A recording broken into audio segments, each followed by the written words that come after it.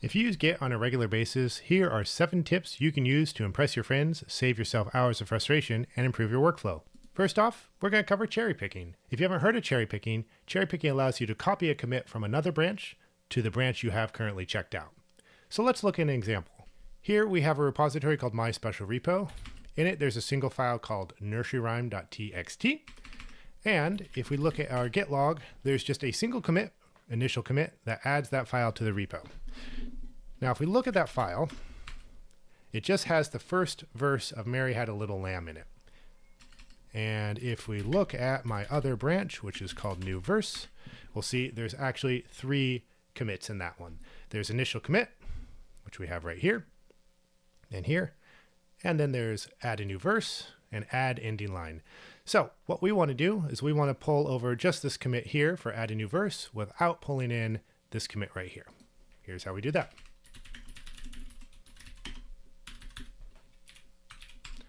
Okay, if we do that right there, now if we check out, we're still on the master branch. If we check out our git log, we now see we have pulled over that commit and our file has a second verse in it. It's as simple as that. Magic. When was the last time you filed a commit only to immediately notice a problem with it? What did you do? You fixed the bug, added a new commit, and walked away. But when you filed that PR, you felt a little bit dirty, didn't you? I know I used to. Let me show you how to do something better. All right, so in this branch, we've got 2 commits. This commit here, which adds a verse, has a problem. It adds a new verse, but the last line in it is wrong. So let's fix this.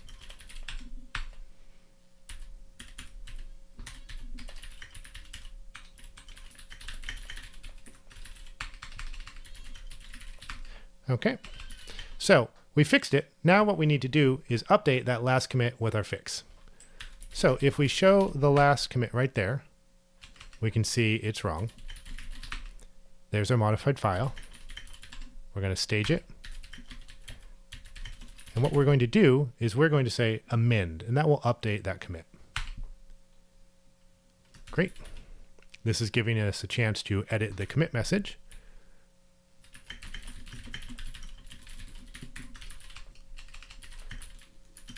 Okay.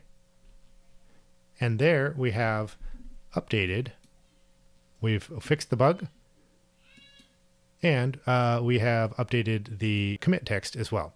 Now, one important caveat here is you should never do this on a shared branch. You will mess it up for every other person. But it's perfectly safe to do on the development branches you work on by yourself.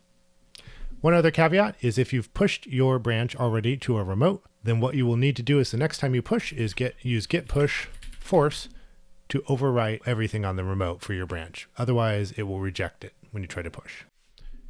Now that you know how to amend a commit, let's make it even easier to do. You'll find you'll want to do it a lot. What you can do is create an alias in Git to make it very simple to run that command.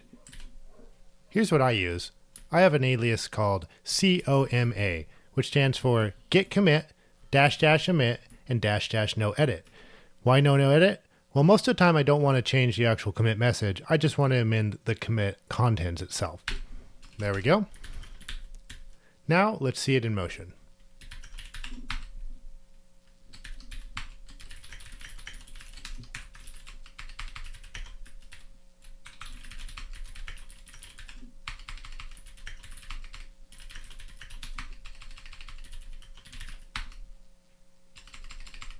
While we're at it, let's add another alias.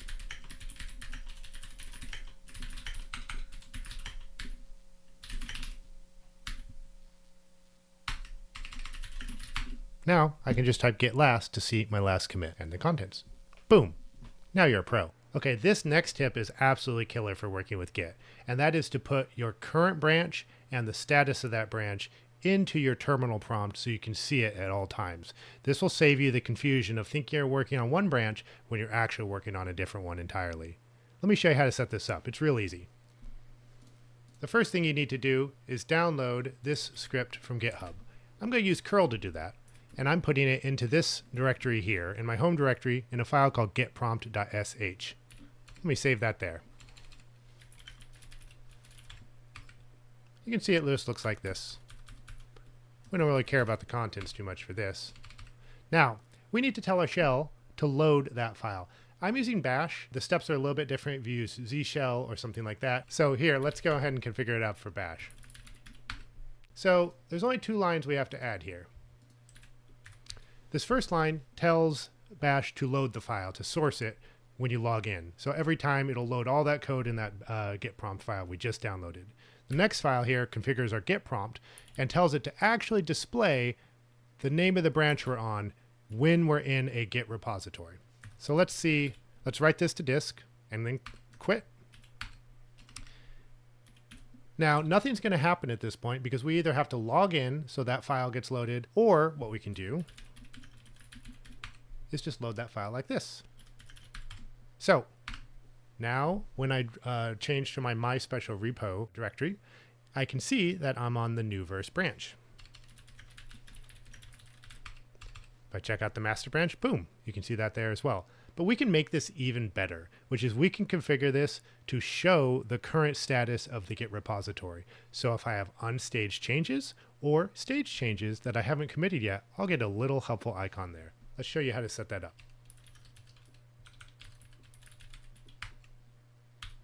We're just going to add this new line here at the bottom.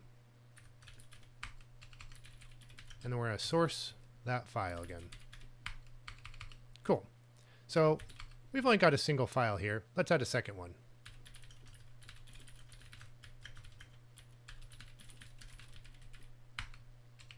Let's add that one. And now we see this helpful little icon here, a plus. This means we have a file that Git is tracking which has staged changes. And there we go. We can see there's that new file with staged changes right there. But watch this. If we edit the other file that's being tracked,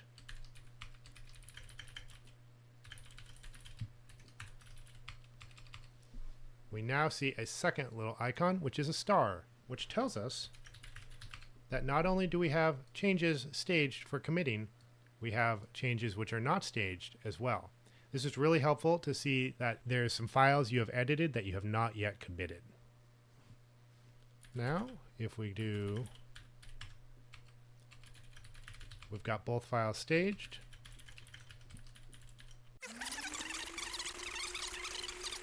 Now if I could type, commit. There we go. And we're back to normal. Highly recommend this. This will save you hours of headache and head banging on the keyboard. You know how sometimes you want to see a file that only exists on another branch, or you want to see that file as it exists on another branch? Well, that's also easy to do. In this example, the master branch has 2 files in it, my second file and nursery rhyme, but my second file only exists on this branch here. Let's see its contents. It just says second file. Good enough. Let's check out my new verse branch. It doesn't have that file on it. If we look, we don't see it there. But what if we want to see it? We could check out that other branch and look at it there, but sometimes that's not easy. For example, if you have some changes you're working on that you've staged, and then you've got some unstaged changes as well. Maybe you stash them and check it out, but there's an even easier way.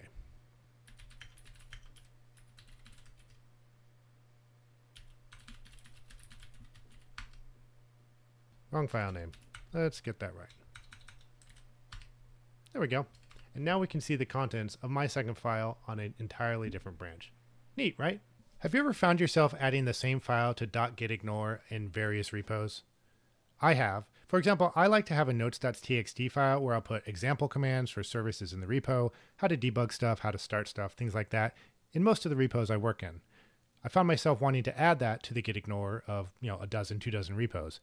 Well, that was annoying for me, and that was also annoying for the other developers on the repo because they're seeing my exclusions which only exist on my box. No one else had notes.txt and they didn't want to see that. Let me show you a better way to do this. What you can do is create a gitignore file which is respected for every single repository on your system. It's neat. Check this out. First thing you gotta do is make your gitignore file. I'm gonna put it in my home directory because that's easy to remember. In it, you filled out like a normal gitignore file. I'm going to put notes.txt. If we do ls in our repository, we'll see there's notes.txt right there. And if we do git status, we can see it's prompting me to actually commit that. Well, why is that? We've created the global gitignore. What we haven't done though is told git to use it. That's really simple. To do that, enter this command here. Make sure you enter the path to the file you created here at the end. Once you do that, you'll see git no longer prompts you to commit that file. What happens if you try to commit the file anyway? You get a warning that that file has been ignored. Well, what happens if you really want to commit that file and you know what you're doing? At that point, you can use the -f flag, just like you're being prompted to. And there it is, that file staged to be committed.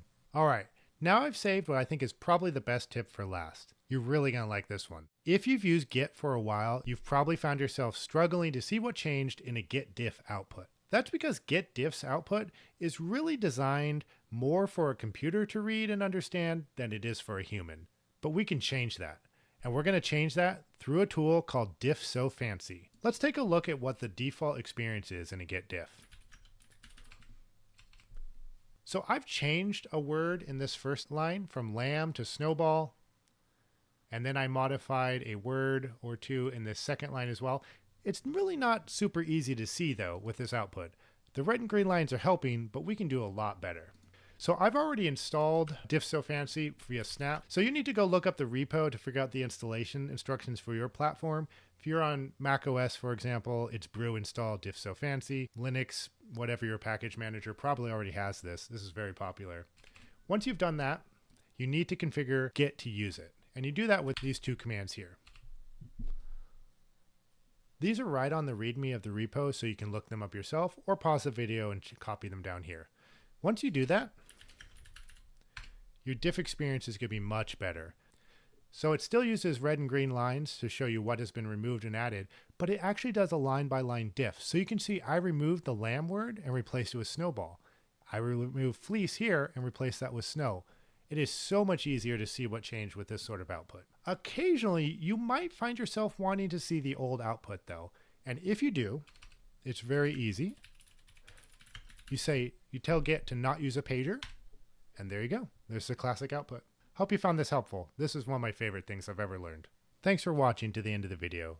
If you have any questions for me, please feel free to leave a comment and I'll reply back. If you want to see more videos on tech topics like this, let me know what you want in the comments below. Have a good day. Cheers.